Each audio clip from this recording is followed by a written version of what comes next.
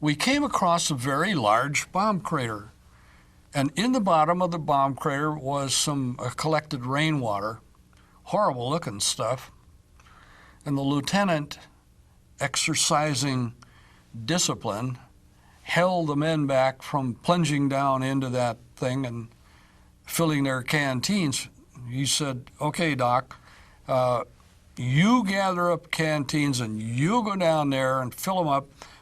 But anyway, I foolishly laid my pack down in my carbine and took the canteens and the halazone tablets and went down into the bottom of this bomb crater, laid out the canteens, and here I am with two hands, with a canteen each in hand, in the water, and 13 Japanese tanks attacked.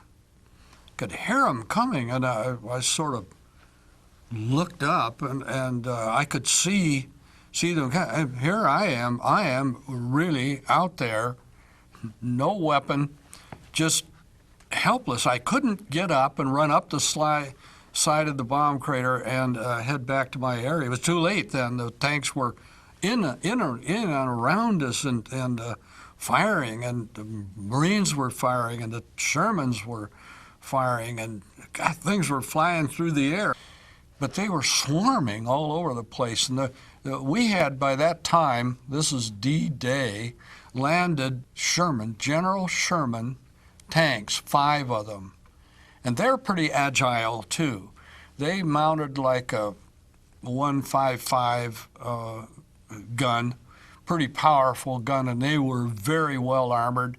They were quite agile themselves, but these 13 tanks threw themselves upon the General Shermans, much to their, and the General Shermans just knocked them out. Just incredible. Though the Shermans were firing as fast as they humanly possibly could, blowing those little tanks off.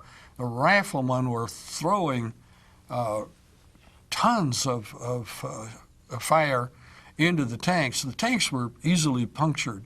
They didn't have a chance. But the point was, one of them comes up on the edge of the bomb crater and is trying to depress the cannon. I guess they decided, forget it, we can't get the gun down there anyway, so they backed off, and then bang, the Sherman hit it, and the turret went up in the air about 20 feet and spun around, and that was so much for that one. But it was just intense. It was so noisy, you just couldn't believe it. And the intensity of the fire was just incredible. The Japanese were firing artillery down into the area, and the tanks were just, it was a suicide attack. They just lost their entire tank force, bang, in one hot 10 minutes. It was incredible.